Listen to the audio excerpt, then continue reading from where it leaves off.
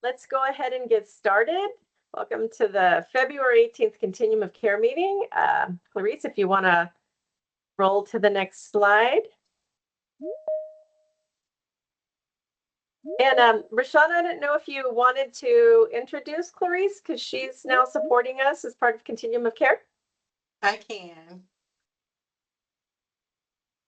Go for it. I'm sorry. Good afternoon, everyone. Thank you for joining us with our very first COC meeting of 2026. I want to introduce, as you all may be aware, that our very own, or used to be our Zuli Martinez is no longer with our Office of Homeless Services as she has accepted a promotional opportunity with our Board of Supervisors office. So we wish Zuli well. We truly miss her and her organization for these calls.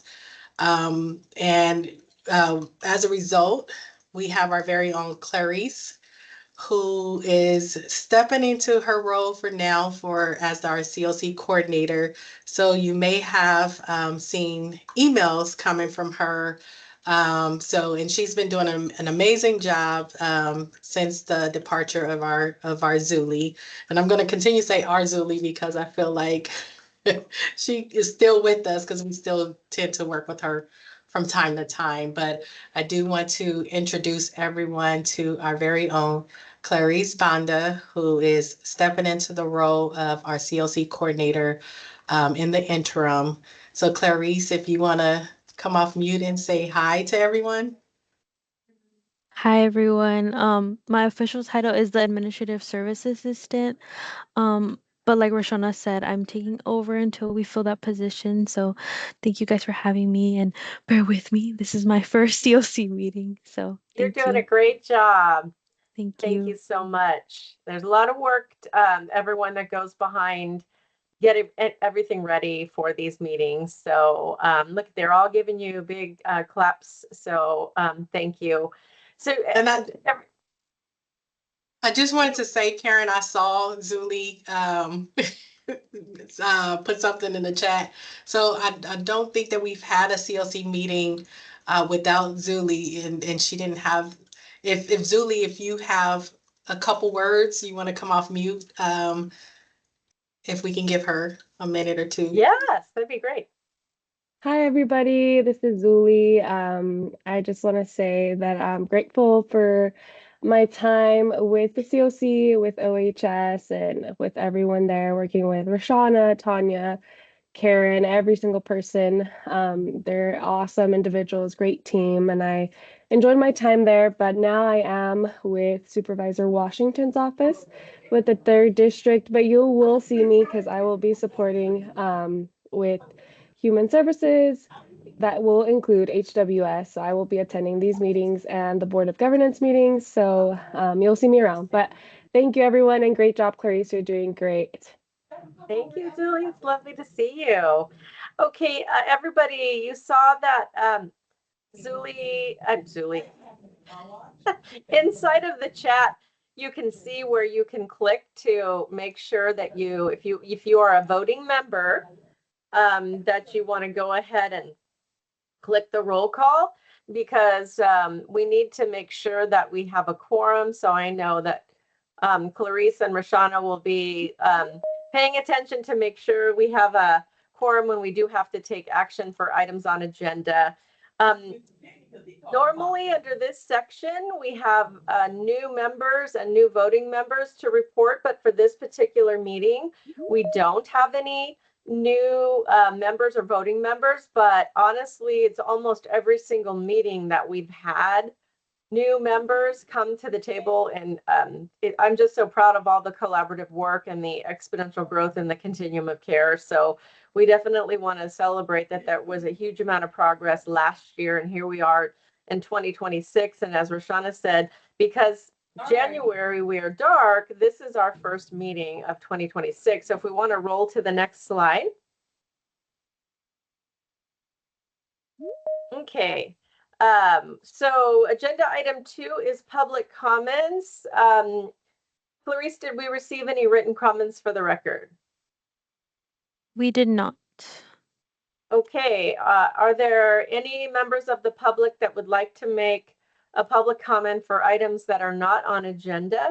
If you would like to make a public comment, please do so by clicking the raise your hand button, and you have 3 minutes to speak. Hey Keith, sorry about that. I was giving you a call back. Do we have any members of the public that would like to speak? Going once, going twice, anybody? Karen, this is Lindsay Sistu with the City of Murrieta. How are you doing? Good, hey Lindsay. Hi, this is more of a technical situation. So there was about 20 of us that got funneled into a different Teams call for some reason.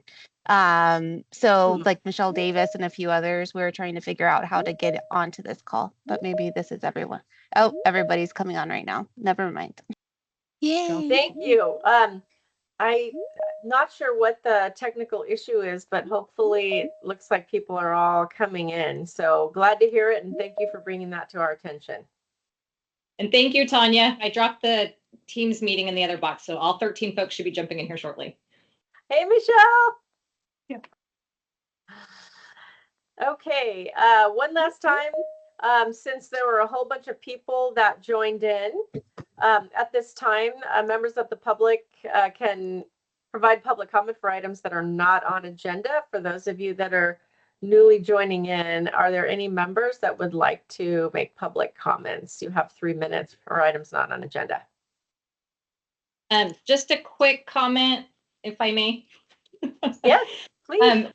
RUHS Behavioral Health had sent out on, I saw it on Facebook, their behavioral health, the SA integrated plan that's available for review. And I guess they're holding some community meetings. I don't know if that information's been sent out to the COC, but if we can get that to all the members so that they can provide feedback on the survey and the plan itself. I guess there's a meeting tonight in Moreno Valley. There'll be another forum held in, it looks like, India on February 26th and March 12th in Hemet. So if we can get that information out to that would. Michelle, do you have something you want to drop in the chat for the team to get out, push through the CSC? Yeah, let me see. I have it on my personal phone, so let me go track it down and I'll drop it in the chat box for everybody. Perfect, thank you. Anybody else? Okay, let's go ahead and move on to the next agenda item. Okay, agenda item 3 is a Continuum of Care Chair update. Let's go ahead and move to the next slide. So again, I wanted to welcome you to our first meeting, and I wanted to take just a few minutes to help each of us to inspire each other. Since we're at the beginning of a new year, I sent out a text blast and asked some folks in the Continuum of Care what their favorite quotes were when they think about this space that we work in. And so I'd like to share those quotes with you. You're gonna see some familiar faces and organizations when you see the quotes. So let's go ahead and be inspired by these leaders in our Continuum of Care. Let's roll to the first slide. So the first quote, Leonard, are you in the house? Yes, I am. The first quote is from Leonard Jarman from The Path of Life. And this one, when you think about Continuum of Care and coordination, Leonard said, everyone wants coordination, but no one wants to be coordinated, which is a great reminder about what we need to all do as part of the Continuum of Care to coordinate at all aspects, because we operate as a system, not as silos. So thank you for that. Brian Ambrose, are you in the house? I am here. So Brian Ambrose from the City of Murrieta, who's also a newly elected Board of Governance member, had 2 pretty cool quotes here. So the first one is, if serving is beneath you, then leadership is beyond you. Really super cool. And also, you can't go back and change, whoops, go back. Oh, there we go. Thank you. You can't go back and change the beginning, but you can start where you are and change the ending. So really good thoughts about where we are. Thank you, Brian. Those are amazing. No problem. Let's go to the next. Juan Garcia, are you in the house? So if you know about Juan, he's all things affordable housing development with County HWS. I love his quote, "Housing is a right, not a privilege!" Exclamation.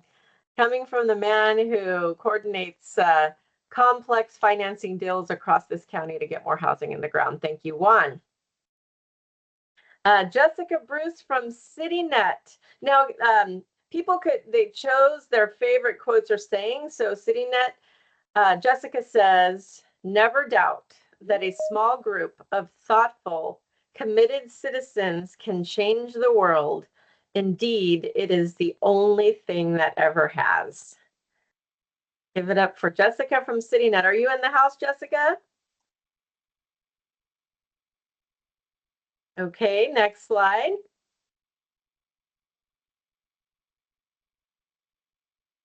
Alberto Rivera from Step Up on Second. Are you in the house? I'm here, Karen. Thank you. Yay. Okay, so here's his leadership quote. "Every day we should strive to be the best version of ourselves so that tomorrow is better than the day before." Isn't that the truth? What great words of wisdom. Thank you so much. And then we have our Madam Vice Chair, Michelle Davis from the city of Riverside. Her favorite is, "Alone we can do little, together we can do so much." Thank you, Michelle. Totally, totally awesome words of wisdom. And next slide. Heidi Marshall, HWS. Heidi, are you in the house? Okay. He is Heidi, in Sacramento doing some advocacy today, just sharing yes. on his behalf. Thank you, Tanya. Okay, just keep going. It's a great reminder to keep at it despite drawbacks, and that this too shall pass. Words of wisdom from the great leader of Housing and Workforce Solutions. Chris Oberg from the Path of Life. Are you in the house, Chris? Yes, I am, Karen. Hi there. So Chris had two quotes. The first is, "Just keep swimming." I think it was a picture of Nemo, wasn't it? Yes, Dory from Nemo. And the other is, "Everything will be okay in the end. And if it's not okay, then it's not the end." Those were so awesome. Thank you, Chris. Love it, love it, love it. Okay, next slide.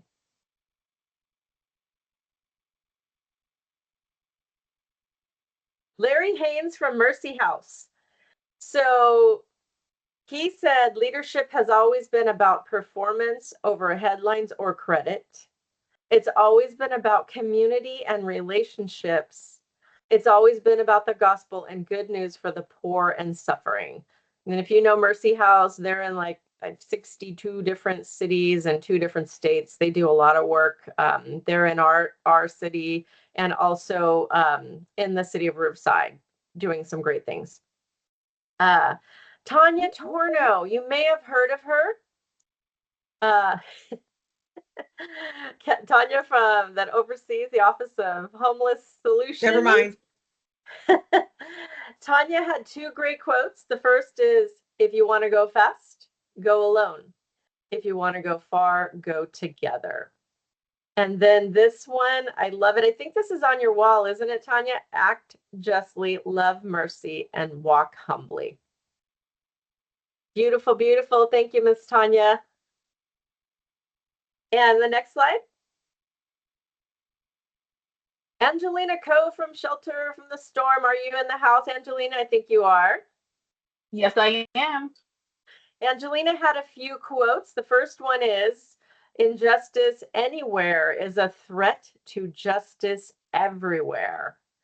And then the second about servant leadership, whosoever will be chief among you, let him be your servant, even as the Son of Man came not to be ministered to, but to minister and to give his life for a ransom for many. Angelina, thank you so much. And we had another quote from CityNet, Emily Caval. When you hand good people possibility, they do great things.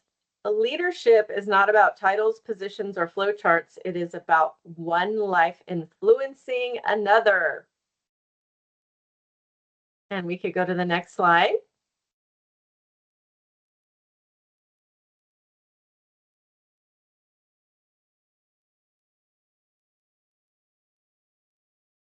Was that, I think there was one more, no?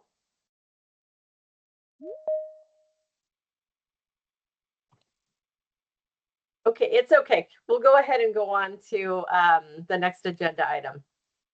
Okay, so I hope you guys, these are in the Google Drive, and you guys, can have access to all of the information that's in the Google Drive, but sometimes it's nice in the busyness of everything that we do, and sometimes this work can be so hard to just sit back and reflect on what other people in our region and space do when they think about how they can be re-inspired and re-energized in this work. So just wanted to share that with you from words from other people in our region. And just to say, I know that you guys are all going to do amazing, incredible things as we dive into 2026 to change lives. So we'll go ahead and move on to agenda item 4.1. Tanya, you have the floor. Thank you, Madam Chair. As always, you continue to look for ways to encourage us, and I know I really enjoyed that segment. I know Clarice and team will look at the slides you sent us, and if there are any quotes that we missed, there's no reason why we, of course, with your permission, could break away to read any additional comments. I know I really enjoyed that segment and appreciate being a part of this continuum. So with that, I will transition us to an update on the HUD Continuum of Care program. And if we advance to the next slide, and actually you'll see a breakdown of all the different projects. We included the agencies as well as the award amounts for each of the projects and the number of units and the number of beds, as well as the service areas that each project covers. And I think the last time that we connected on this subject, we had shared that we were working on a request for information to solicit new proposals. And so I just thought I could quickly provide us with a recap of the timeline, just to revisit what steps we have taken. So you may recall that on November 13th, HUD released a new fiscal year 2025 Continuum of Care NOFO. And November, I think it's important to know, was already sort of outside of our original timeline. Typically, HUD releases the NOFO between the months of July and October. And nonetheless, working with this continuum of care, we were prepared to respond. The changes that were proposed in that NOFO were controversial because they represented a significant shift from prior practice, which included caps on the amount of funding that could be used towards permanent housing. You may recall that 30% cap, as well as a focus on street outreach and transitional housing. At that time, we measured the impact to potentially hit 640 households and 887 individuals. which is slightly higher than the number of units and households that are represented on the chart, because many of our projects are serving more people than the minimum requirements. So I think while a lot of the feedback, or some of the feedback, I will say, I think it's been pretty balanced. Some agencies excited about a reemergence of transitional housing. I think a lot of the comments were just that the changes were happening too fast and really not allowing for transitions, and that would potentially force, again, those 887 individuals out into a homeless situation. Shortly after that NOFO was released, there were multiple lawsuits that were filed challenging the new procedure and policy grounds. And then on December 8th, HUD withdrew the NOFO, and then about a week and a half later, reissued a new NOFO with some slight changes, but a federal court issued a preliminary injunction. So basically blocking HUD from implementing the new NOFO and requiring HUD to revert back to the fiscal year 2024-2025 NOFO, which was initially designed to cover a 2-year period, and essentially resulted in a continuance of the previous rules and procedures of the program. So you should know that on January 9th, HUD reopened the portal in which COCs submit their applications, allowing for continuums of care to renew their existing projects. And so again, those are the projects that are on the screen. COCs also had the ability to recapture and reallocate funding towards new projects because all of the projects on screen had already been approved by the Board of Governance. When the fiscal year 2024 NOFA was approved, we went ahead and submitted for their renewals, and we are anticipating that HUD will be providing us with final word on their renewal sometime between March and April. That said, that today we were informed that HUD just released a document in which they are requesting for the court to make a final decision on whether the temporary hold or the preliminary injunction is going to remain. And so I think that's important to know because essentially HUD is waiting for direction on do they have to stick to the renewals, or can they again go with moving forward on a new NOFO with the policy changes that they had initially intended. And they're requesting for action on this, I think by March 2nd is what the document says. So we will go ahead and upload the document that, again, literally just came out today, and we'll have a further discussion with the Continuum of Care Board of Governance tomorrow. All that to say is that we have done everything, we have taken all the steps that we've needed to thus far. We are very much prepared to support the renewal of projects, but in December, we had also released a request for information to solicit proposals for projects that would align with HUD's new policy changes. So I believe we received about 30 plus new proposals that are currently being reviewed by our team. And so if we need to shift and go that route, we are ready to do that. But that's the update I have. As of today, again, no impact to the 640 households, 887 individuals that are being assisted through the program, and we will continue to keep you up any additional changes as we hear them. So thank you. Hope that was clear. Happy to answer any questions. Questions from members of the Continuum of Care? One thing, Tanya, I know you guys spent a huge amount of time collaborating with all of the renewal agencies when you initially thought that you were going to have to pivot quickly, and you configured sort of new priorities that would align with where the administration was going.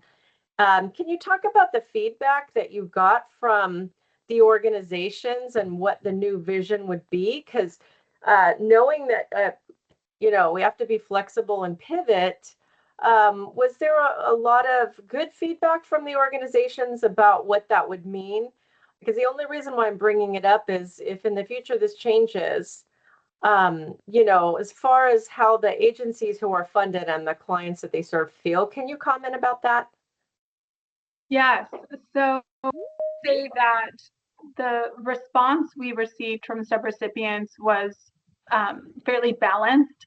Of course, the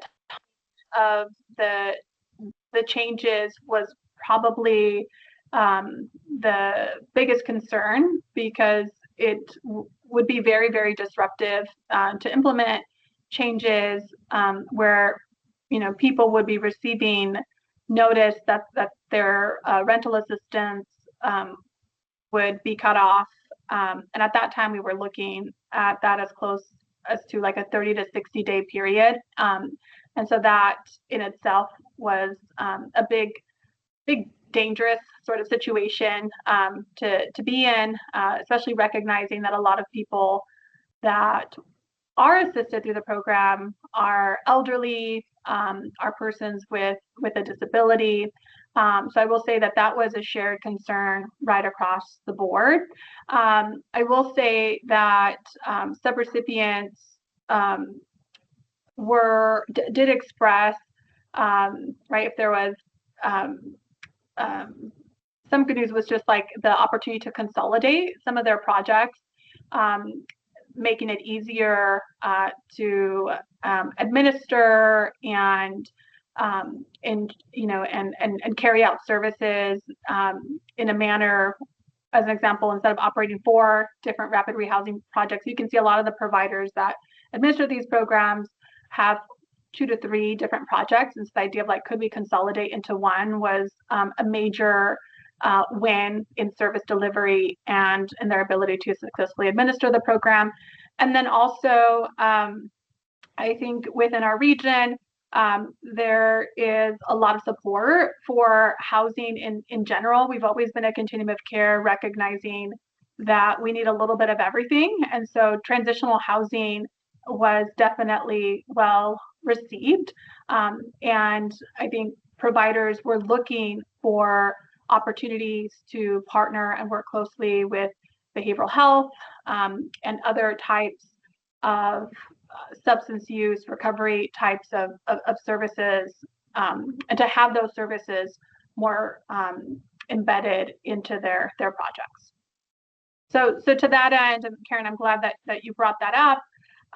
We are expecting a fiscal year 2026 NOFO to be released again in July, and the document that HUD released today is essentially asking Congress for clarity and direction by March so that they can move in a timely manner and have the NOFO ready to be released under a regular timeline.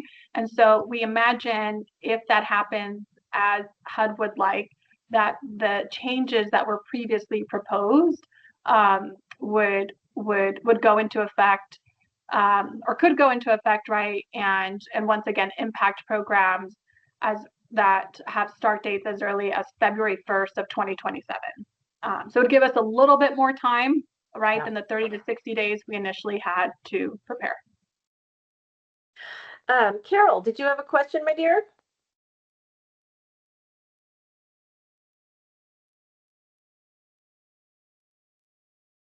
Carol Alba, I see your hand up. You're on mute if you're. Okay. We'll go to Kimberly. Hi, Kimberly. Hi, everybody. Hi. Happy New Year. Happy New Year. Nice to hear from you. Good. So, I'm working with Mama's House, and so there's no place on your list to let you know that I'm attending these meetings. So it's just my email, but regardless, we put in an application, and we understand now that it's been put off. All new processes. So what goes next? So we've got the application in for 3034, and it's a new project. It's domestic violence, and it's tons of beds. So do we have to redo that again? If in March they come back and say they're gonna, you can do whatever you can do. I'm not sure. Or do we have to wait till the next cycle, which will be the 26th? So thank you, Kimberly, for that. And the answer to your question is that, yes, as of now, agencies who submitted proposals under the request for information that our office released in December, those applications are on hand and are still being reviewed by our team, but are essentially on, I want to say pause, and we will not be moving forward on making commitments or awards to those projects under the current direction from HUD, right? Because they their most recent guidance was that they had to revert back given the court preliminary injunction order and needed to work with continuums of care to renew any projects from the fiscal year 2024 award. And for our continuum of care, those are the projects on screen. So HUD is having to act under the direction, right, of that court preliminary injunction. And so with that, they are not able to shift or move away with the intended policy changes that they released back in December. Now, Kimberly, if that changes and HUD is requesting for Congress to make a decision by March 2nd, we're researching that to see how much time, what the timeline could actually look at. But if anything changes, know that we will reach out to your agency and the other agencies responded to that RFI with more information. Great. It's just, this is new for Mama's House, and it's been a while for me, so I understand putting things on pause and how the last year and this year work, but for them it was just a little confusing, and so we're prepared to have to redo it if we have to redo it, whatever works. But anyway, now I'll be able to tell them a little information. So thank you. We'll keep you posted. One of the things that was really important to our Continuum of Care board, Karen, I know you're on that board, was that we continue to be proactive, that we continue to be overly prepared in this climate so that we don't miss an opportunity to bring, to continue bringing these resources into our community. So with that said, and as I shared my presentation, we are very much prepared to go either way. So thank you. Thank you. And so to that, thank you to all the agencies who responded to that RFI. I think we had a very tight 2-week window for agencies to turn those applications around. And I just checked in with our team. The total figure of the proposals we received was $23 million. So again, thank you. We know that was a heavy lift and to the needed resources in our community. Let's see. We need 2 and 1. 2.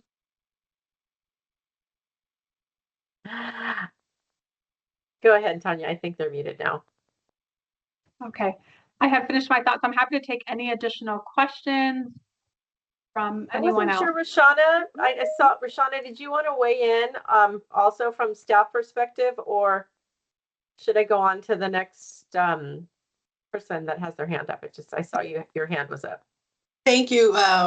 Thank you, Karen. I just wanted to add to what Tanya was saying. It's important to note that in 2024, that NOFO was intended to be a 2-year NOFO, which allowed for us to do the auto renewals. So it wasn't until the new administration came with the new priorities that they kind of threw a wrench in the plan to say that, no, we're not going to move forward with the 2-year commitments that were initially made in the 2024 NOFO. So that's why you see on screen that these are auto renewals, because when they applied, it was under that 2024 NOFO that was originally intended to be a 2-year NOFO. Okay, Carol, your hand is still up. I didn't want to ignore you. Did you have a question or a comment, my dear? Okay, if not, we took Kimberly. So how about Joshua?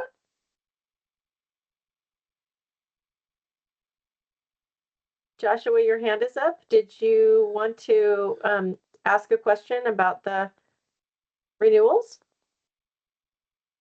Can you hear me clearly? Yes, thank you.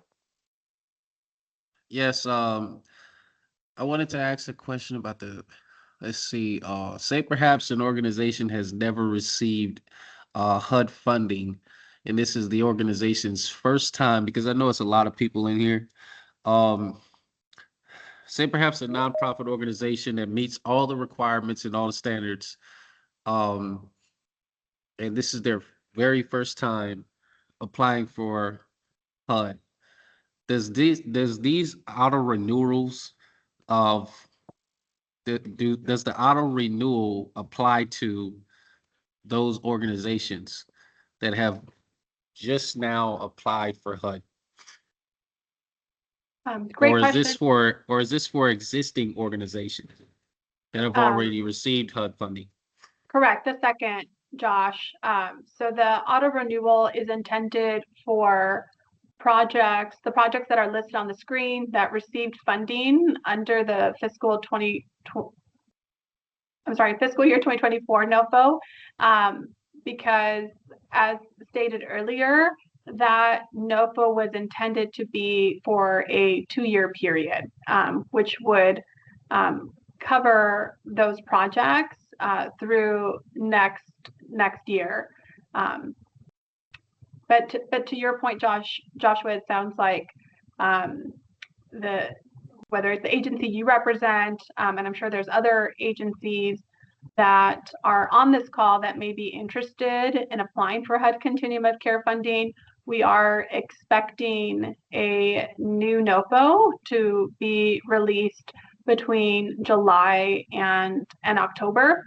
And yes, I'm sorry to cut you off. Yeah, no, that's I'm going to apply for that one.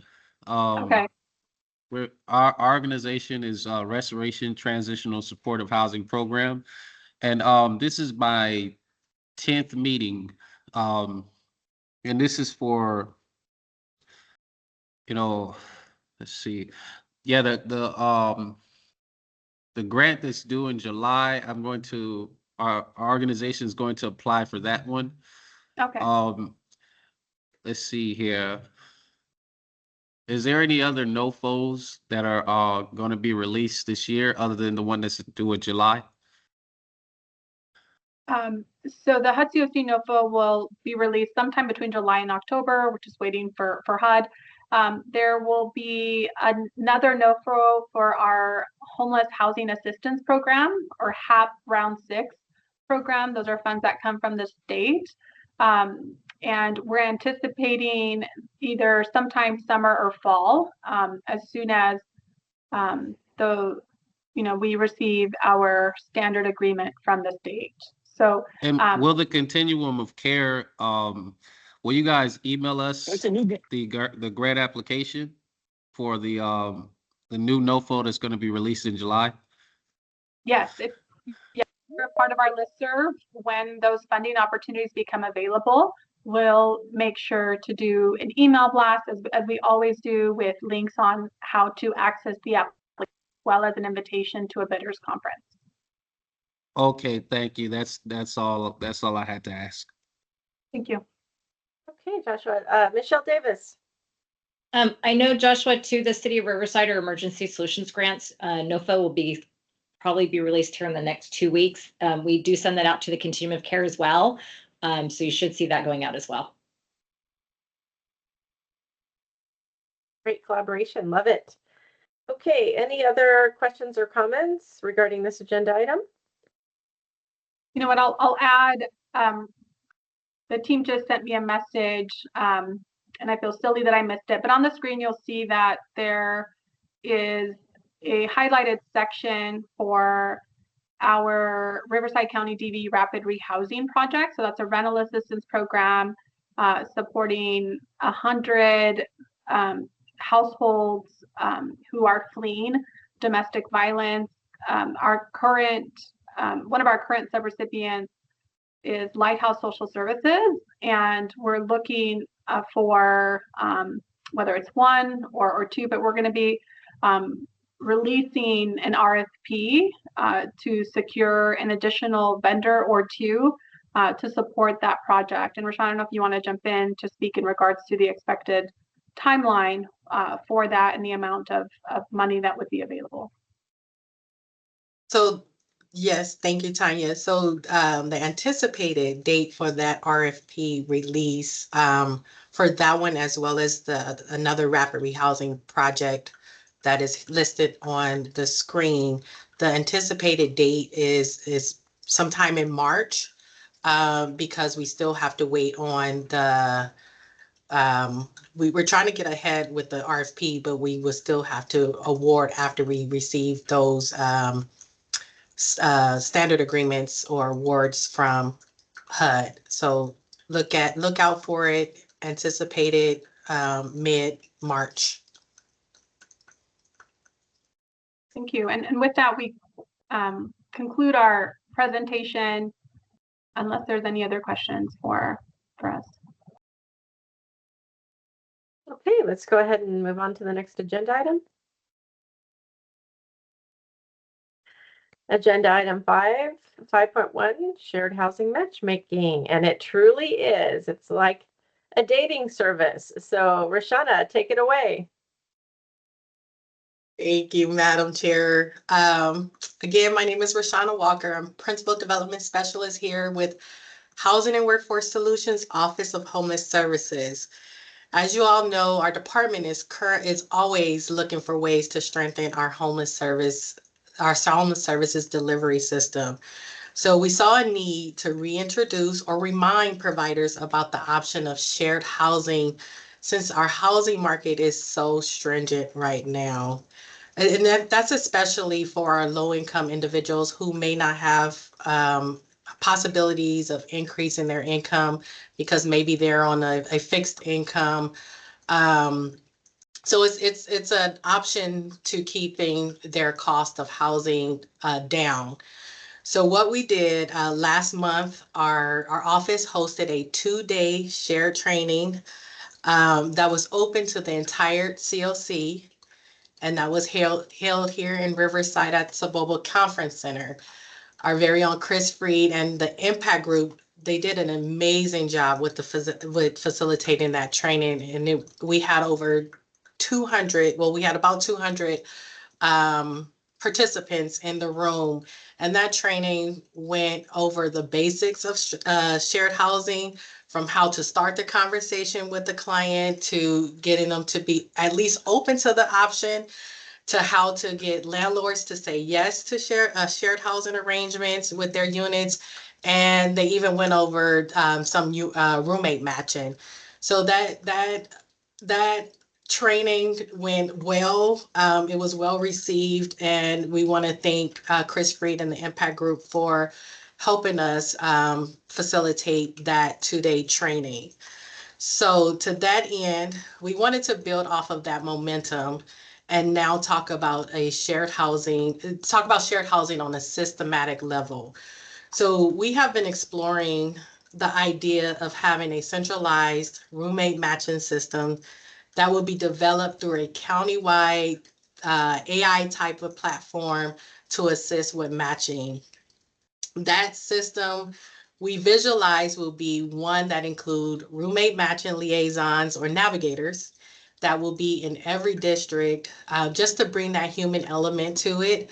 That those housing navigators or matching liaisons will be brought on to assist individuals navigate through this system. We've been exploring ideas such as utilizing a touch point that's already in place, such as our Connect IE that's operated by United Way 211. And the system we are building, it's going to help us achieve our system performance goals that our county, that we spelled out in our 5-year homeless action plan. As you recall, in an earlier meeting, we went through our system performance to look at our measures and if we were meeting our goals. And there were 2 areas where we needed improvement. One area was reducing the number of individuals experiencing homelessness for the first time. So with this shared housing system, this can be a viable option for individuals who are rent burdened and need assistance with decreasing the cost of housing by utilizing this as a preventative method. And I want to add that we were made aware on Friday that we were approved for a $2.1 million PATH cited grant that would allow us, yes, this grant will allow us to build out this system, as well as providing funding for those housing navigators or matching liaisons that I just briefly spoke about. So now that I've given you all like a high level overview of what we want to build out, the systems that we're trying to build out for our county, we want to hear from you. We want to hear your thoughts. And so I have some guided questions just to get this conversation started, because we really want this to be a system that works for all of you. This is a tool that can be utilized in all of your activities: rental assistance, homeless prevention, any of your street outreach, any of your activities that you are implementing in your agencies. So I have a couple of questions, and I'll just get started with those questions. And I want to hear feedback from all of you, because we're building a system for you all. We want to hear what you all want to see. So the first question is, where do you see shared housing? Where do you see that it fit in within our crisis response and the housing continuum of care? Is that through prevention, diversion, rapid rehousing, alternative, or bridge housing? Where do you guys see this how do you see that shared housing fit in within our system? And anyone can raise a hand, come off mute.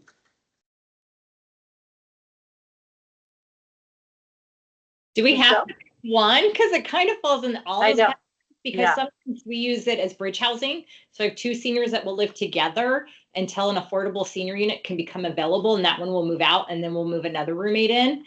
But then it may be prevention. It could be diversion, and it is a rapid rehousing alternative. So it kind of falls in all those categories, I think, but it does help with homeless prevention. But then it also helps those that are in our shelters. We have folks that are like, hey, I've got a roommate that's willing to, somebody's willing to roommate with me. I'm in the shelter, they're out on the streets. How can we make it happen? They sometimes only need a security deposit and first month's rent to be able to sustain their unit. So I want to give you kudos to you and your team. My team came back and they were very energized, and we're like, Yes. we want to start working on this. We want to roll this out. How, what's the next step? So thank you for bringing this initiative forward, and just let us know how we can help. Thank you, Michelle. And just to reiterate, shared housing is nothing new. But I know there's a lot of new faces to homelessness, the work that we do. So we wanted to kind of reintroduce or remind individuals about this type of method or preventative method or intervention that may work for some individuals. Before we go to Heather, I just wanted to tail on to what Michelle said. I have always kind of viewed it as just another piece of permanent housing. Because sometimes people just, that it's just another form of permanent housing. So I guess it's just how you want to classify it. And, if there are strings tied to the funding source in terms of how you classify it. So, Heather.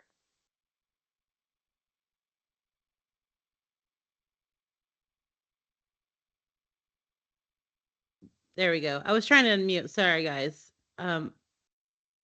Can you guys hear me? I'm jumping on. Sorry, I'm sick, so I'm like in my beanie today. But I just wanted to jump on. Hi, you guys. Heather from Mission Hope, and we do shared housing in all three of our housing lanes here, and so I love that this is becoming a priority countywide. I think it is so crucial.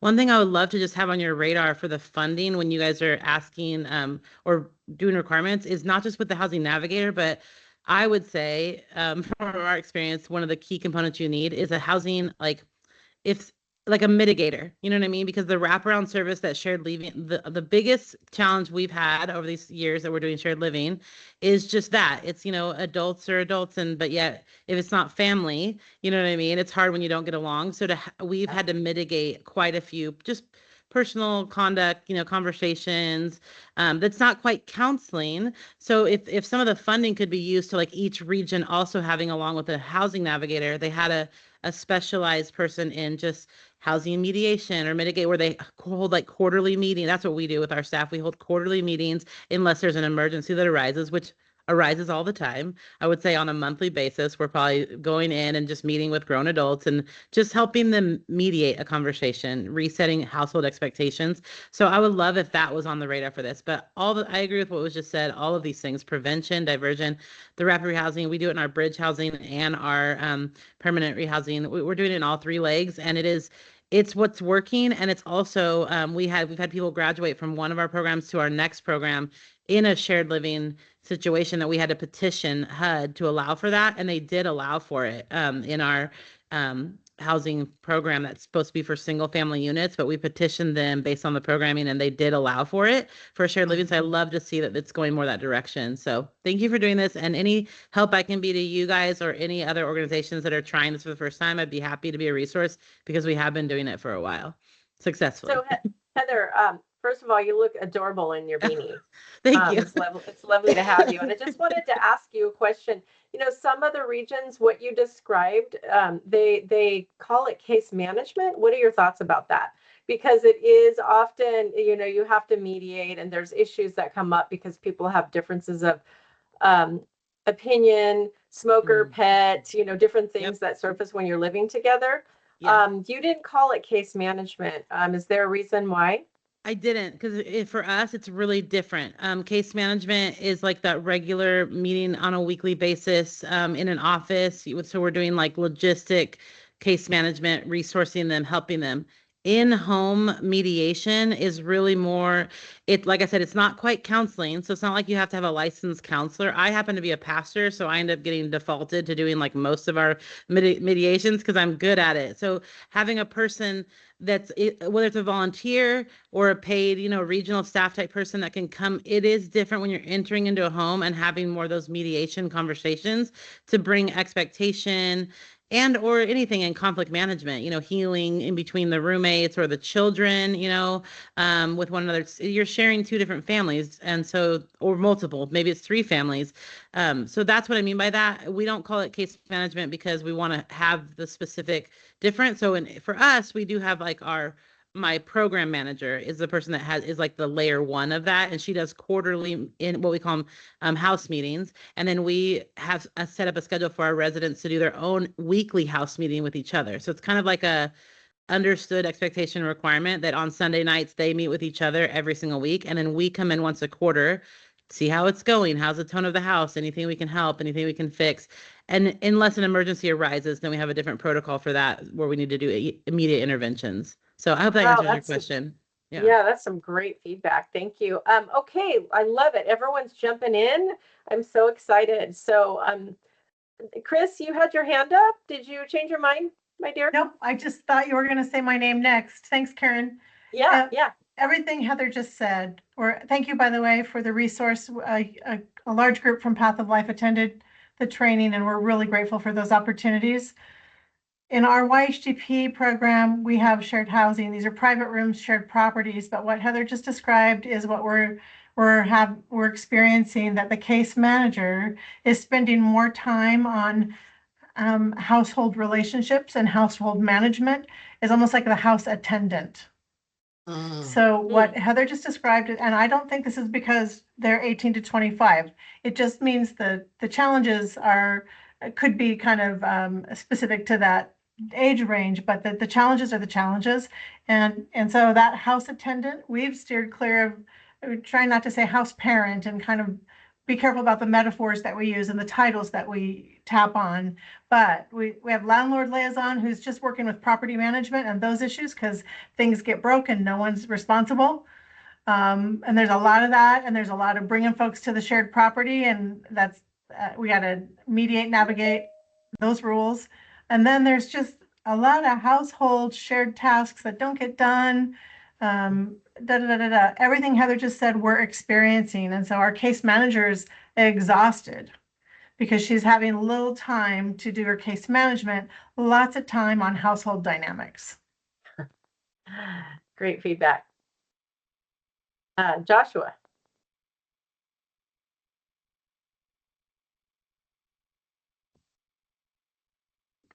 Yes, I attended the I don't know if you can hear me well. Yes, Can we can hear can you. everyone hear me? Yeah. Let's see here.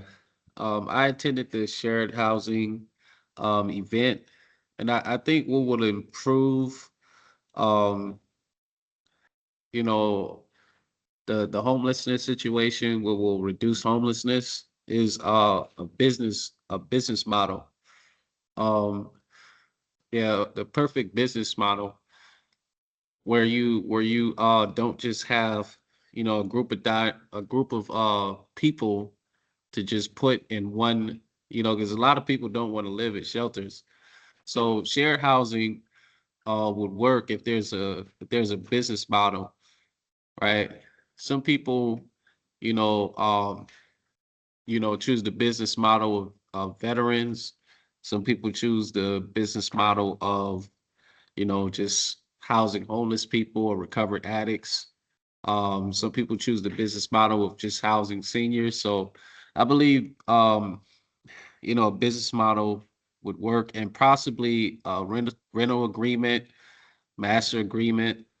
And does if the city, um, gives, the opportunities for owner operators such as myself, um, to actually, rent, the houses that the city owns, the houses that the county owns, if they give, opportunities for, landlords to actually rent these houses from the city or from the county to actually put those people in those houses, that would also be, a very good solution. I'm not sure if the city has a list of, houses that they own. I'm not sure if the county has a list of houses that they own, but that would be a good solution. I'm not sure if you guys can still hear me. Can you hear me still? We can. Yes. Thank you for that feedback, Joshua. And thank you for that feedback to all of you all. I made a note of trying to include those positions or those housing mediators as Heather, as you mentioned earlier. So thank you all for that feedback. We did make note of that. So if you can, Clarice, if you can advance to the next slide. And that was systems role in the strategy. So the next we're going to talk about targeting and prioritization. So should shared housing be prioritized for specific vulnerable levels? How do you see CES fit into this strategy? And then lastly, how do we ensure equitable geographic distribution across all supervisory districts? Comments from the team, don't be shy. And just to provide a little more context, we here at Office of Homeless Services, we actually, through funding from HAP, we actually started just a small pilot with our senior population. Because we know that that senior population, they are, most of them are on fixed incomes. And we know that rising costs in housing markets, a lot of those seniors are not able to stabilize in a fair market rent unit and still have money to pay for groceries and the other basic needs. So which is why we kind of did it's a small and short, but we introduced this model or tool for our Office on Aging department, they're working with our senior population. So that's giving some context about this, like the vulnerability. Should it be so we start off by prioritizing for any specific vulnerabilities or just everyone?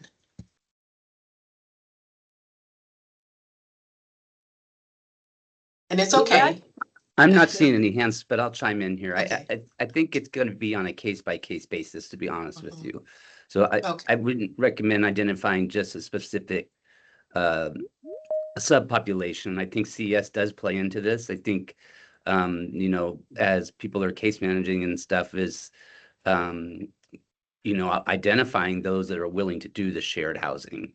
I think the hardest thing to answer is the equitable distribution across supervisory districts, because that depends on the availability of housing. And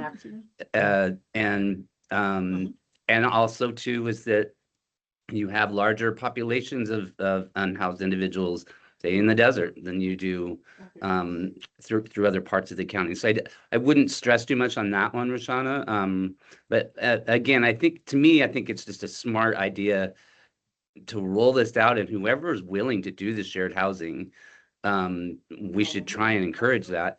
And especially with the comments that Chris and Heather made, is that, you know, making sure that you've got a system set up to deal with the difficulties that might arise with that.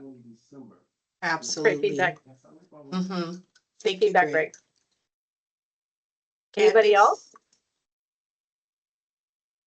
I think that's Candace. Yeah, just to piggyback on what Greg was saying is that I agree. I think CES plays a part, as in if we have somebody who's willing to match, right, that we need a place to send their information so that somebody is aware that these are the people who are willing to match and what area they're willing to live in. So you almost need like a facilitator.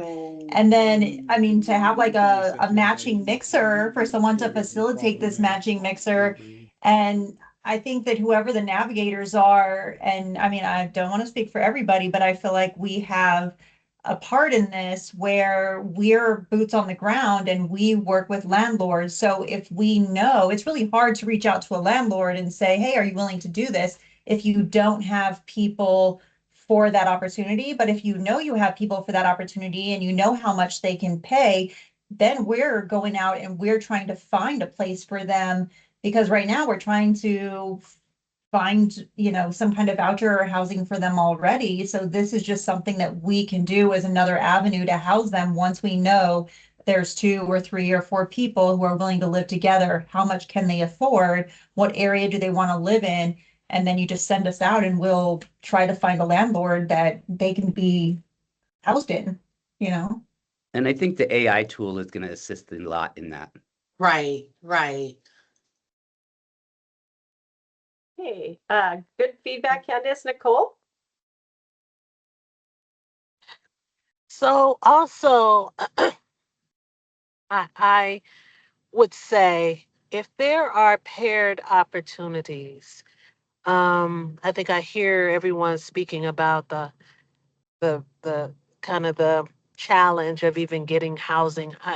I know that there are other incentives for landlords, and the county might have some money that we can do some building with. So we definitely be looking to engage in that way to see if we can get some developments happening um, in this region particularly. But I was just wondering if some extra incentives could be paired so that we could invite our master lease, we're master lease holders, to incentivize some of the landlords to open up spaces and places and allow us to do this shared housing. And for us, it's just veterans. So it makes it a little easier, I guess, in the sense of, you don't have to worry about layers of dynamics, like you got to be a veteran at least. And then, we kind of go from there.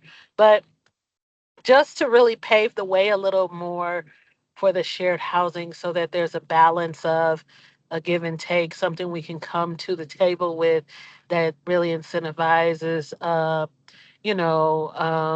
developers, people who already have housing units that need to be filled, that we can do that. I think the matchmaking piece then would be a lot easier as the shoulders, the heavy lifting, if we can get some resources and or in to help with opening up housing opportunities for the shared group. So that would just be my thought. Thank you, Nicole. I do want to let you know, and as well as anybody else on the call. So we also have a hope through our Hope to Home initiative. We do have some incentives for landlords for those who agree to any type of housing with any of our partners. So we've invested about 200,000 on those types of incentives, where we have mitigation funds, vacancy loss payments, damage funds to incentivize those landlords for this type of housing or any type of housing that comes through our continuum. So we do offer that. I know that's not a lot, but it's some incentives for those landlords. Rosalind? Thank you. Mm-hmm. Hello, everyone. My name is Rosalind. I'm a housing navigator with Equitable Social Solutions, and I just have a quick question. Sorry if you guys already mentioned it, but is there or will there be a contact list of like those that are offering share living as of like now currently, and those that are actually implementing this pair matching method? So repeat your question for me again. So I'm trying to figure out if there's organizations at the moment or people, landlords that are currently now implementing the paired match for shared living. And if so, is there like a contact list that I could, research or search for, and where could I find it? If so, because I have like only certain limited knowledge of like those that are part of share living, and I haven't found one that actually does the pair matching um strategy per se, or exercising that way. Yes, thank you, Rosalind. We haven't implemented this share housing matching system yet. We're looking at on a systems level of implementing, but I know on the call we have several organizations who are currently utilizing or taking that shared housing approach. So if you want to get with any of the providers on the call, they can certainly drop their information in the chat and you can connect with them. and also I do want to say that we will, I know someone else brought it up and our team is going to get back, but someone brought up if there is like a directory of even those who attended the training so that there could be some peer mentorship or peer matching. So we will make sure we can follow back with all of the attendees and even maybe putting it on our website somewhere where agencies or organizations can speak to each other Thank you. regarding That shared would housing. be, yeah, definitely. That would be awesome. Thank you so much. No problem. Well, thank you. Clarice, if you want to advance to the next slide. I'm sorry. Go ahead, Clarice. Hi, Roshana. Sorry, you do have a couple questions in the chat related to the conversation. But if you want to keep moving forward, we can. I just wanted to give you a heads up. I'm sorry. Oh, it is a lot of questions. Share housing. Okay, does the city or county Riverside, we don't do the master lease agreements that each organization have their master lease agreements. And those lease agreements, I'm pretty sure you can just Google and they have some templates online on how a lease agreement is set up. But again, I want to refer you to your peers on this call because we do, as we heard earlier, there are some organizations that hold master leases currently and that are currently implementing the shared housing strategy. And Roshana, I can help you read out Okay. the others. I apologize, I didn't jump in sooner. But Julie Hirsch with Jewish Family Services of the Desert has some questions. But I will say they're really comments and notes that our team can jot down for feedback. So first one being that I think she's looking at creating safety procedures, ensuring that there's going to be background checks to make sure that we're connecting people with the right roommate, a safe person, and really considering that safety factor. Second, it sounds like she wants to make sure that we consider in our development of the program the impacts of a roommate who may not be able to make their portion of the rent. That might be due to an unexpected emergency or whatever it may be. And so what safeguards do we have in place to protect the remaining roommate or roommates, right, that are in the unit? The third sort of feedback is in regards to having someone on site. I know Karen earlier referred to it as case management services. And so here you have Julie kind of using the same term, some type of case manager that will be there to mitigate and support roommates when there are, whether it's behaviors or lack of rule following that needs to be addressed to respond and mitigate between potential eviction. And then I think from her last comment, could the program receive support through like a rapid rehousing program or other permanent supportive housing programs? And I think that has been some of the discussion.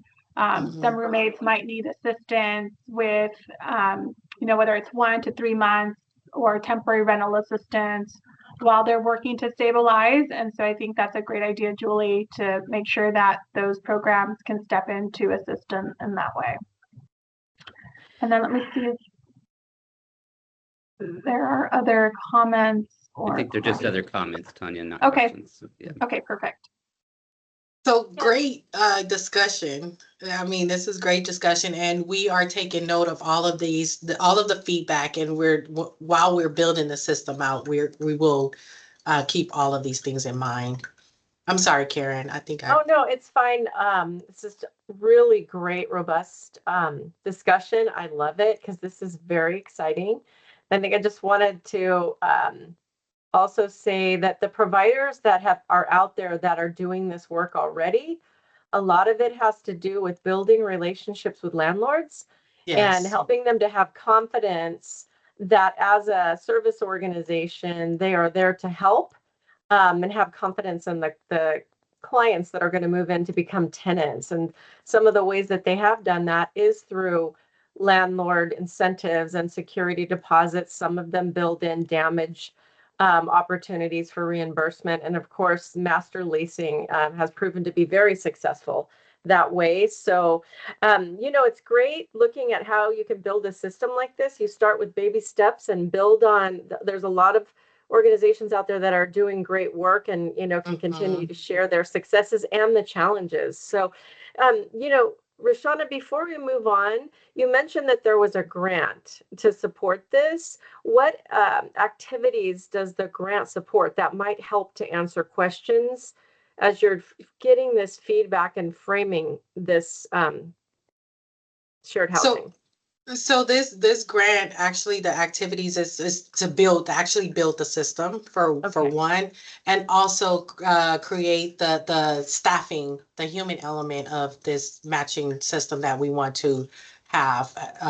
So that includes those those roommate liaisons, as I referred to earlier, or navigators that to help them navigate the system. So it could also, as I hope I'm not speaking out of turn, but I know we call them housing navigators or roommate navigators. But what was mentioned earlier, I'm pretty sure we can tie that into this award as well. So that's the purpose of this conversation, is how do we build this system out? So great feedbacks thus far. Okay, if there are no other questions or comments, we'll go ahead and move on to the next agenda item. And I promise I won't be before you that much longer. So again, what funding sources are appropriate? Now that path cited is to build out the system and the support, the human support needed for the system. But other funding sources that can be used in conjunction with it is, like, for example, HAP, ESG, CLC. So those rental assistance dollars, because remember, this is just a system to put individuals, to match individuals, but it's not a system to actually assist them with that rental assistance. So we will need those other funding sources to help sustain this type of program. And then we want to, if you move over to the next slide, Clarice. So some data and performance management, we were thinking about making sure that this happens and this is entered into HMIS. What other system levels outcomes should we track? Is it cost per exit, length of stay, returns to homelessness? Do we keep those our same performance measures that we track in HMIS? And do you think, what is an acceptable success rate for our project?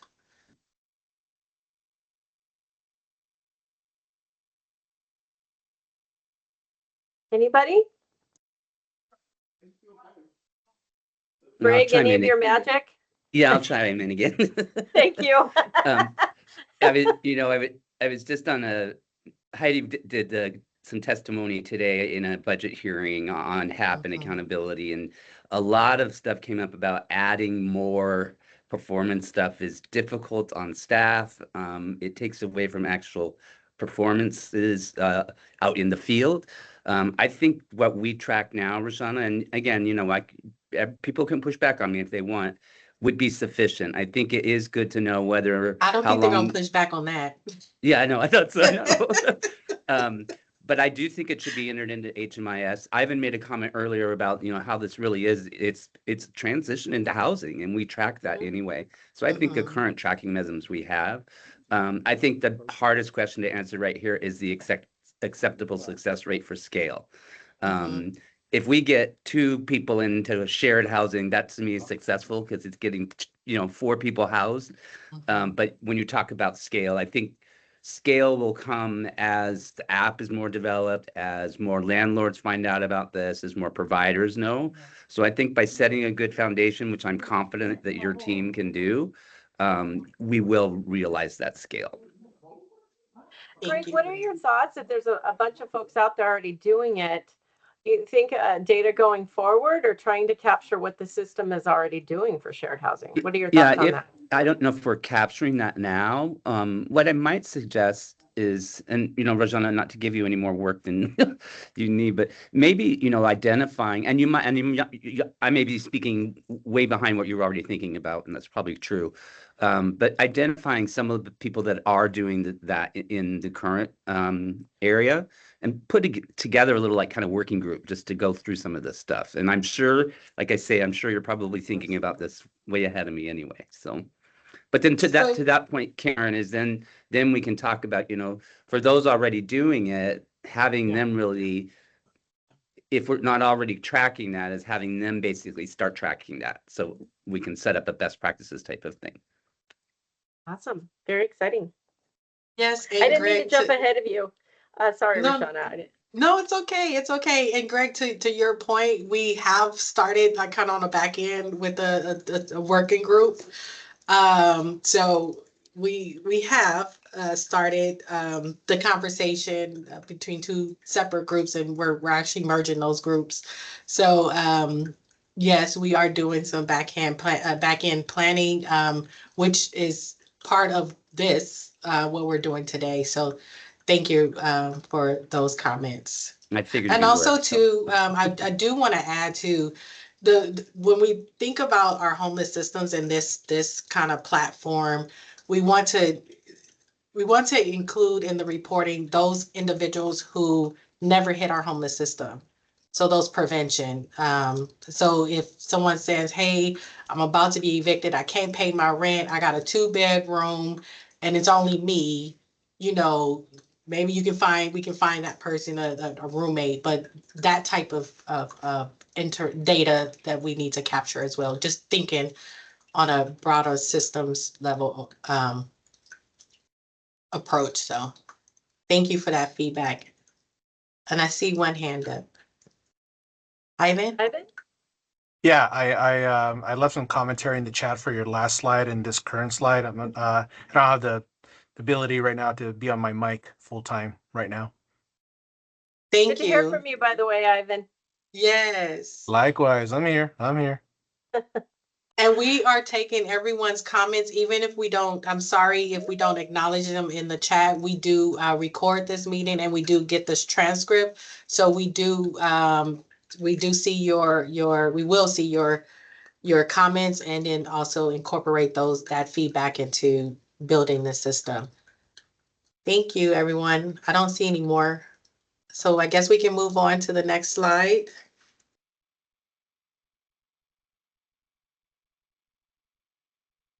Iris? And I think that was it. So we got through it. You want to go back one? Yeah. I think it's you, Rashana, on agenda item 7.1. There you go. Oh. Okay. Well, here I am again. I want to provide some COC lead update, and I promise I won't be long for this update. I only have a couple of things. And I do want to add to the conversation that we just previously had. I do want to share that we are being very strategic in our approach. So I want to share that our next multidisciplinary approaches webinar will be held on March 11th from 2 to 4:30, and that topic is landlord engagement. So just to piggyback off of what all of the feedback that we received, our next multidisciplinary webinar, our landlord, will be landlord engagement training from March 11th to 2:30 to 4:30. Next we have I just want to remind folks that we have our next scheduled BLG meeting, which will be held tomorrow, February 19th from 9 to 11. And we do offer hybrid for that that meeting, and our team will put the team's link in the chat for the BOG meeting. And then lastly, we just want to take a moment and share a video that it highlights the systems collaborations between the county, the cities, and our nonprofit providers. Now, this video was shared at our second district homeless symposium, but I do want to just highlight the importance and that these types of collaborations are extremely important in order to move the needle forward to combating this homeless crisis that we're in right now. And I do want to ask, while Clarice is sharing this video, if you can keep your mics muted, just to help with the audio and visual, so we won't slow down the system. So Clarice, if you can share that video.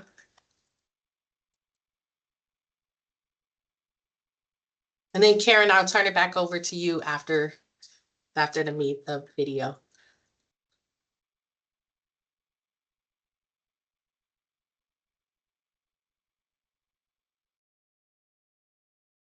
Sorry, folks, let me reshare my screen so you guys can hear the audio.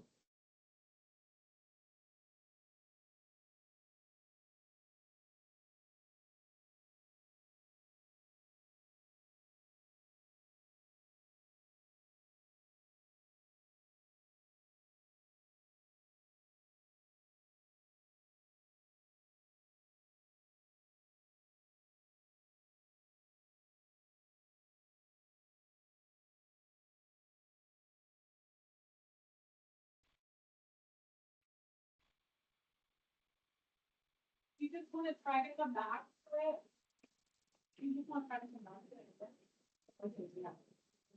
Okay. Karen, we can come back to it while Clarice cues up the video if you like.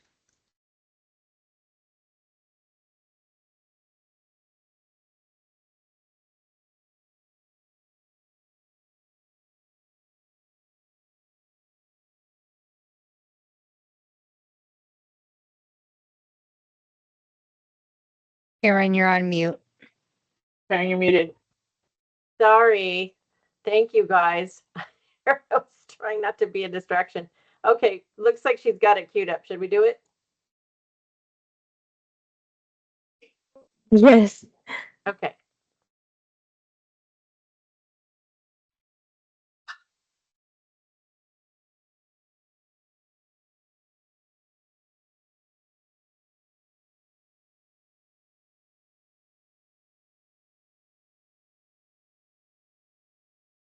I think we can come back to it, Karen.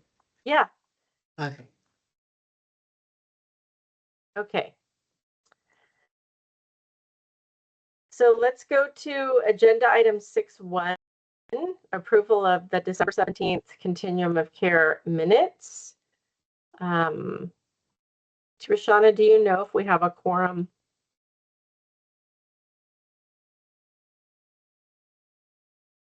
Let's see.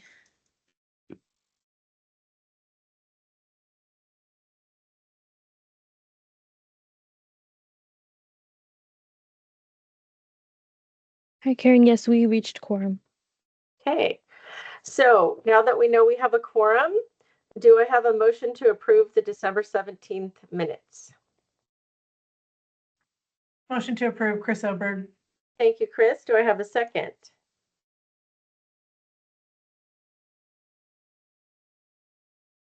I'll second. Heather Sanford, Mission Hope. Thank you. Do I have any abstentions or objections? Hearing none, the agenda item passes. Okay. Did we want to try that again, Rashana? Or Yeah, go we'll on try from- it again. Okay.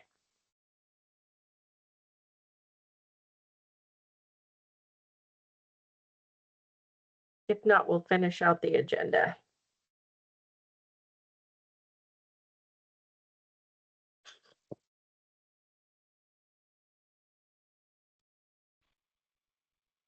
Between Corona and Norco, the two cities work together on a sub-regional basis to address homelessness. We also developed a number of partnerships with Riverside County.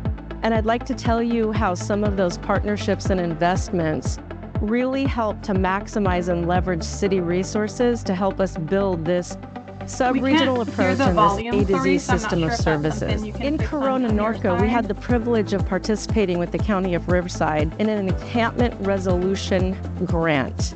Both cities received $2 million, $1 million each, to address homelessness in the Santa Ana riverbed. Those funds were transformational. We were able to expand outreach and engagement, emergency motel shelter, permanent housing, encampment cleanup, and those funds helped to transform the Santa Ana riverbed to get people out of the riverbed into shelter and housing, to reduce fire hazards, to preserve wildlife habitat.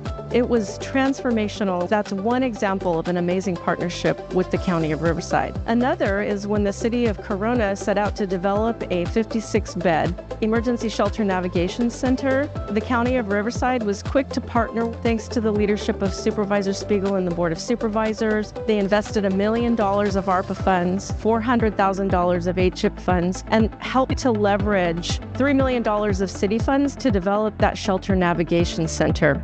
Another example of a great partnership with the County of Riverside is our Home Key project, which converted a hotel into 53 units of permanent supportive housing. That amazing project helped to create that A to Z system so that people living on our streets, being placed on Shelter Navigation Center emergency shelter program, could move on to permanent supportive housing if they had ongoing disabilities. We're currently in the process of building 115 units of multifamily affordable housing. 20 of those units will be reserved for homeless families. The county invested $4 million in that project and loan funds to leverage $40 million in tax credits. Funding allocations from Supervisor Spiegel's office in Riverside County have done an incredible job of strengthening our outreach, helping us address areas that we otherwise might not have been able to tackle, as well as secure funding for some vehicles to access the Santa Ana River bottom. The county, through the Continuum of Care, Supervisor Spiegel's office, and our strategic partners in Path of Life Ministries have done a fantastic job collaborating with one another. Anytime there's collaboration or a chance to leverage funding, it goes a really long way in helping keep programs on board. We have had multiple funding sources for some of our crisis stabilization units that we had online.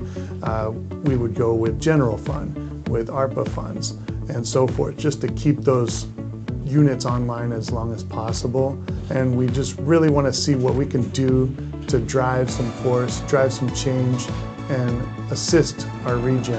I'd like to thank Supervisor Spiegel, the County of Riverside, Path of Life Ministries, our local sheriff's department, all of their continued efforts. Right now we're at our anchor facility. It's our 16-unit bridge housing that's right here in downtown Lake Elsinore. This facility has really allowed us to do some great things here in the city with our homeless population. And then with our HHAP partnership with the County of Riverside has allowed an extra outreach team to be out in our city 7 days a week. And that's really made the difference, bridging the gaps on the weekends. That extra team is really making the difference on bringing our homeless residents into housing and getting them into the pipeline to permanent supportive housing. The partnership that we have with the County of Riverside and the HHAP funding has really been a game changer. This additional funding is allowing us to have more boots on the streets, and it's making a bigger impact. We're able to respond a lot faster with the partnership with the county and the state with our Encampment Resolution Fund grant.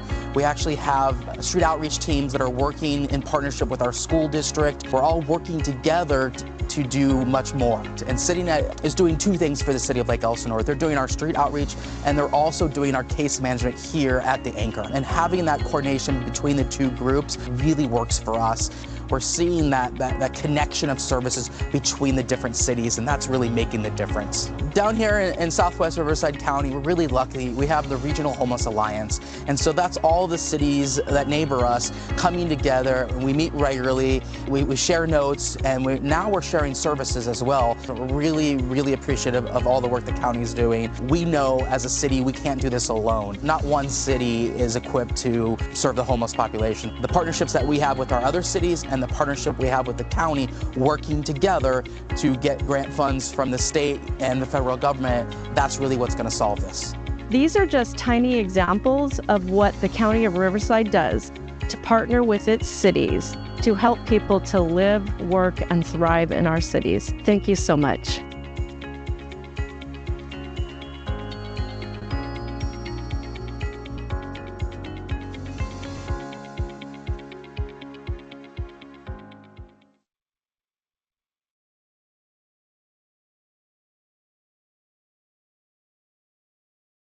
Okay. Ms. Roshana, did you have anything else for that agenda item? No, and I don't have anything else, and I do want to apologize for the technical difficulties at the beginning. So sorry again, and thank you for being patient. And one thing I should mention to all of you guys, I mentioned that was a tiny example. It's actually a massive example, but I think I was picturing in my mind, there's 28 cities. This county is 7,303 square miles. And so the staff at the county, in collaboration with the Board of Supervisors, worked very hard to collaborate with cities, and then those cities in turn fund the providers. It's like this big system. So this is just one little piece. I know that the staff work with the other supervisorial districts, and I'm sure there'll be more coming to focus on the work that's happening in each of the districts. So with that, we'll go ahead and move on to agenda item 7.2, coordinated entry system update. Lucy? Good afternoon, everyone. This is Jun Zhang from the Coordinate Entry System. Lucy Bustos is out today, so I'll be providing support. I'll have the pleasure of presenting 7.2, 7.2.A, and 7.2.B. So I'm all ready for the next slide. So we'll start with veteran homelessness and our goal for functional zero. This is going to be an update covering January 2026. Next slide, please. So as of yesterday, we had 26 veterans on the CES community queue. We had 5 that were document ready and waiting to be matched with a referral opportunity, as well as 7 members who had active housing referrals, either for rapid rehousing or permanent supportive housing. Next slide, please. If you ever need to contact the CES or Home Connect staff, our email address is on the screen, homeconnect@ruhealth.org, and the first number is our office line. And for any members who are seeking services, not just veterans or TAs, anyone within the county, they can call that 1-800 number on the screen as well. And members can actually also email that email address up there. So the email address serves both COC staff as well as members, and the second phone number is for all members within the county. Move on to the next slide, which is going to be the same topic, but on youth homelessness. So this will cover what we call transitional age youth. These will be homeless members who are 18 to 24 years old on the community queue. Next slide, please. So for January 2026, there were as many as 92 TAE members on the community queue. And in the month of January, there were 30 new additions to the queue and 17 exits from the queue. And to clarify, if they exit from the queue, it could be that they were paired with a housing opportunity, or if they disengage with an agency or return to homelessness. But they have a variety of reasons for exiting from the queue. And then for the next slide.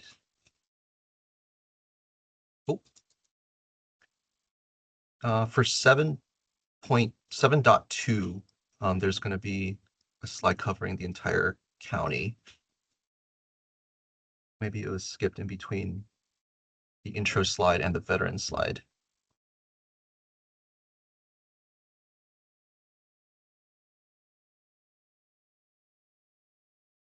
And if that slide isn't there and no one minds, I can maybe share my screen and present. It's just one page, or I can just read off the numbers, whichever one is easier. Let me know.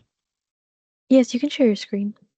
Okay, let me go ahead and make sure that I'm doing it correctly with this many eyes.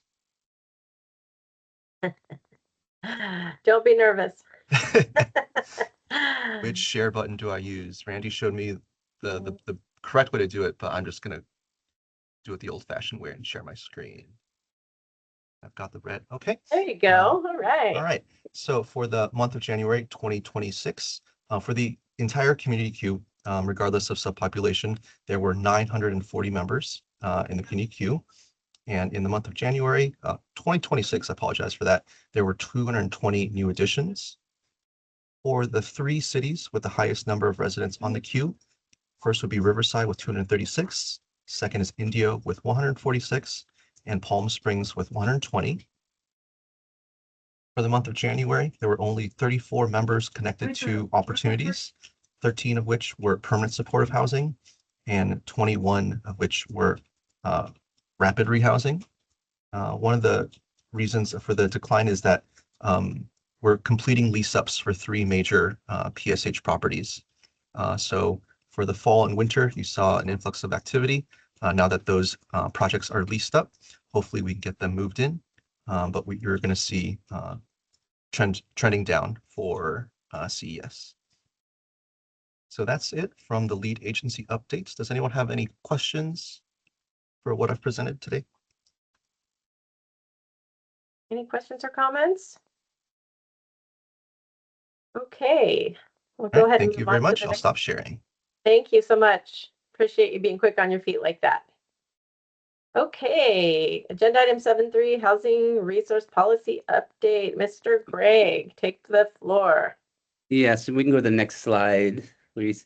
I'm basically going to cover the HUD appropriations. I think a lot of people on this call were a little worried when we first saw the House's proposal and also the proposals that the president had proposed, for lack of a better word. The Senate in the Appropriations Committee came back with a much better budget outline. And so both the Senate and House have agreed. And so the HUD appropriation was one of the bills that was passed with the package of spending bills a week or a week and a half ago. So I'm just going to go over the top line really quickly here. The bill did provide approximately $7.3 billion increase over the 77.3 former amount. As we all know, though, that doesn't even meet up with inflation or the need, but at least it's not a cut. Yeah. There is the $34.9 billion in provided for renewing tenant-based rental assistance contracts, including the housing choice voucher. We do believe this will keep the level funding for those HCV program. Next slide, please. Appropriators also, they provided about $601 million for the new tenant protection vouchers. Those are really supposed to help with the emergency housing choice voucher program. So that was good news because that was proposed to be eliminated by both the president and the House. So next slide, please. There's a lot of words on this page, but basically these are the Housing Assistance Grant Program will receive $4.4 billion. That's a $336 million increase. The bill also includes language that requires HUD to renew continuum of care grants expiring. Again, this gets back to what Tanya was talking about for the 2-year position. How this funding will how they'll have to do the language different if the court decides different will probably be done in some trailer language, but at least the allocations have been allocated and we don't anticipate any of that being taken back. So, and then next slide. And then finally, just a couple last things on the HUD appropriations. They did maintain for the Indian Housing Block Grant Program We do have a lot of tribes in Riverside County. They don't really utilize this program much, but at least it does provide some funding, and we've really tried to work within HWS to build up that tribal relationship over the past couple of years. And then the Eviction Protection Grant Program will receive $7.5 million. As you can see, that's a drop from $20 million, which is really a shame because, as we all know, if we can prevent people from falling into homelessness, it's a lot less expensive. And then my last slide is just an update on the $10 billion state housing bond. If you can go to the next slide. Yeah. So as many of you know, Senator Calvedon has proposed a $10 billion housing bond, as well as Assemblymember Wicks in the Assembly. They're pretty much identical. If you look at the multifamily housing program and infrastructure grant program under Wicks, it's 5.4 billion, and under Calderon, it's 5.25. The really only other major difference would be the CERNA farm worker housing program, which we're a little concerned about that in the county just because we utilize a lot of those dollars out in the Coachella Valley, but at least it's not the size of cuts, or at least it's somewhat comparable to what we need. So this has passed the Senate, which is good because that's usually a harder house to pass in. So it's still being working through the Assembly, and we'll definitely keep you updated on that. So those are my federal and state money updates and legislation, and have to answer any questions if there are. Any questions or comments? Joshua? Are there any local public entities or tribal entities within Riverside County? Tribal entities? Yeah, either Yeah, we local have. public entity or tribal entities.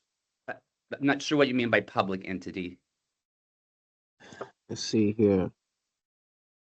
I reached out to the Housing and Community Development Department, Right. in regards to the HCD grant, and I received an email from this department, and it's saying that the eligible applicant is either a local public entity or tribal entity, and that those entities must be included in all communications and confirm acceptance of the project.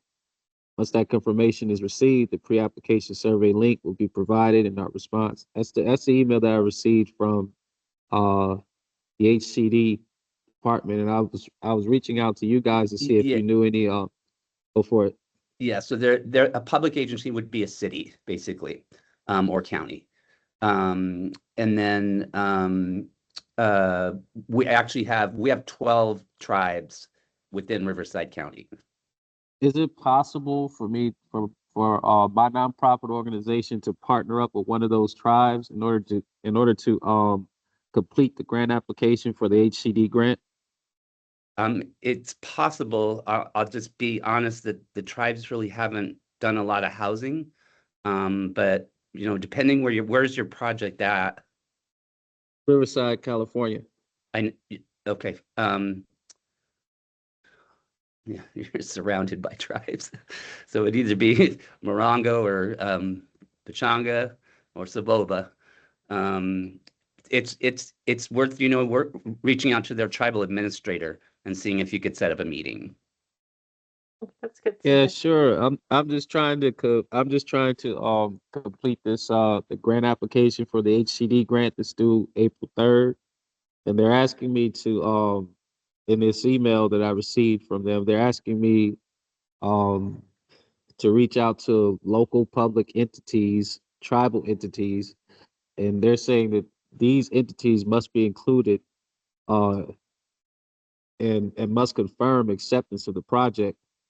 And they're speaking about a pre-application survey link that must be provided in their response. So I'm trying to see if I can partner up or possibly use one of these tribes as a reference. Yeah, so probably for your application, since it's in Riverside, it would be the city of Riverside you would need to have conversations with. The city of Riverside? Yeah. Yeah, Michelle jumped off, Greg. She had another meeting, so. Is But it Michelle possible? Davis. That's Michelle Davis. I've heard Yeah. of Michelle Davis. Is it possible for, I put my nonprofit organization information in the chat box. Is it possible for Michelle Davis to reach out to the HCD department on our behalf, on I behalf of think the she's, nonprofit organization? yeah, and I hate to be getting into weeds with everybody else on the call here, but I think she would want to see the application first, Yeah, I can before send she it. would reach out. I can, I can send the information to Michelle Davis, the application itself, and I can forward the email. Does Michelle Davis have an email address? Yes. What's Michelle Davis's email? It's on the city website. If you go to the Riverside City website, you look up her department. She's the head of department. You can find her information quite easily right there. Yeah, I believe they are talking about a city or a county. I believe that's what they're referring to, the HCD. Yeah, that's what a They, public they are. entity is. Yeah, Yeah. Thank you. you're welcome. Greg, before we move on, I wanted to just mention um, the HAP legislation, just because we were asked to give an opinion about it, and I know you did a good job weighing in on it. I know it's really regarding cities, AB 1708 regarding the HAP funds. I wanted to mention something about it, and I don't know if you want to weigh in, Greg, but there's a proposal to try to allocate funds directly from Continuum of Care to cities that are 300,000 and under. And it looks like the way that it's structured is based on general population instead of data, which I know our Continuum of Care and the Board of Governance has worked really hard to make sure that the allocations through the Continuum of Care are based on data. And at this point, there's nothing prohibiting cities from applying through the Continuum of Care for HAP funds. And so I just kind of wanted to throw that out there because I know different cities are being requested to provide feedback about that. And I know you had some good feedback. Greg, did you want to comment about that in case anybody else from other cities is hearing about it? Yeah, and I have a feeling the language is going to change in this. There are a lot of concerns. I get where the small cities are coming from. With that being said, though, is if you the money's got to come from somewhere, so it's going to be taken out of the COC and county allocations, more the county allocation than anything else. That dilutes the effectiveness of a system of care like we've built. And I think, we've just played a video about this, and we do this throughout the county. Those regional approaches where we can leverage the bigger dollars with the smaller dollars works. A lot of this, I believe, is coming from LA because LA County, as you know, has a substantial amount of money. So does LA City, but the other cities coming around that don't. I really fear about how much that would reduce the actual effectiveness that we can do in the funding. I get where the smaller cities are coming, but you hit the nail on the head, Karen, is that there's nothing precluding them for applying for funding. Exactly. And it's important because the methodology that is used is data-driven. It's worked really well. Right. For fairness and equity across the region. So as a city, I just wanted to mention that because sometimes I think there needs to be strategy before there's a grab for money. And, our county, the region shines well for that. And I just wanted to mention that to the whole Continuum of Care and especially give a shout out, Greg, to you and the rest of the team at HWS who have worked so hard to try to make sure that we're true to the homeless action plan and allocating based on data and need. Right. And what I'll do, Karen, is again, I have a feeling there'll be some changes in the language. I think deadline for first House of Bills is actually tomorrow. So I'm definitely monitoring this piece of legislation, and I'll come back with an update. So that sounds great. Thank you so much, and for You're the important welcome. work you do on legislation. Any other questions or comments for Greg? Okay, hearing none, we'll move on to the next agenda item. Okay, we're getting towards the end here. Informational items. No committee meetings to report. Woohoo, though. We were signing those letters left and right, so I'm super excited. The chair and vice chair, we love to sign these U.S. letters of support. So if you're applying for a grant, please know that you can request a letter of support. Also, I know Tanya and team through, am I saying it right? Office of Homeless Solutions. Is Yes, that you right? are. Okay. Yes. They also can do letters of support as well. But through the Continuum of Care, you see we signed one for U.S. Vets, Help for Future Leaders, Lighthouse Social Services, and Faith in Action. Keep them coming. A lot of grants do require that you collaborate with the Continuum of Care. It's all about strategy and coordination. So we love to do that. Also, if you're interested, there are APRs in the Google Drive for those two projects there that are listed. Let's go to the next agenda item. At this time, members of the Continuum of Care are welcome to suggest agenda items for the future or next meeting. Anybody have any requests or suggestions? Don't be shy. Okay, well, if you change your mind, you can always email at csc@rivco.org and send your suggestions. We love to receive them. Okay, next agenda item. Announcements. All right, you guys, I know it's 4:57, but I hope you won't be shy. Who has some exciting announcements to announce at our first meeting of 2026? Anybody? Joshua? No. No, I don't have an announcement. I just had a question to ask. How does a nonprofit organization partner up with the Continuum of Care on one of the grant projects that you mentioned? Like, So, what is the actual steps that a nonprofit has to take in order to partner with the Continuum of Care on some of these grant projects? I'm happy to step in, Karen, if you would like. Yeah, that'd be great. Thank you. Perfect. So Josh, in our Continuum of Care Board of Governance policy, we outline that very process. And so the first step is we ask agencies to become a member of the COC and then to submit their request to us in writing. Why don't we set up a meeting with you and we can review that policy, but then also talk about the potential partnerships that you're talking about on a separate call. So I'll go ahead and send you an email and we can set up a time to meet, whether in person or virtually, to go over some potential partnerships opportunities. Yeah, Tanya, that sure. sounds great.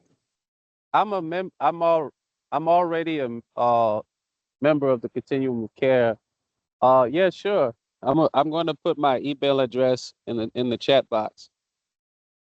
Tanya, I was also going to suggest someone who could be inspirational, who's been on a journey to build capacity, is Carol from Faith in Action, who, really, started out trying to figure out the whole process and how that organization has evolved. I know she's got some great stories. And if there's anybody else out there, any other organizations, we're all in this together. And when there's new organizations that want to help and build capacity, we're all in this together. So thank you, Tanya. I appreciate that.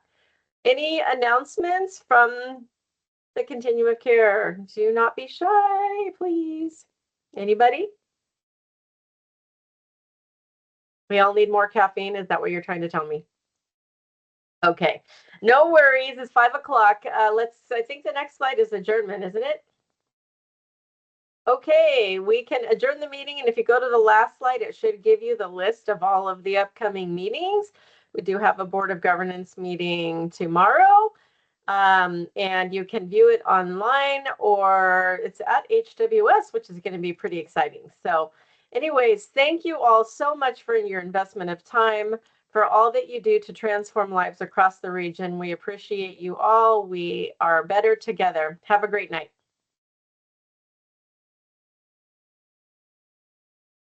Thank you, everyone. Have a great night. Thank you, Madam Chair, for once again facilitating a great meeting. See you guys soon.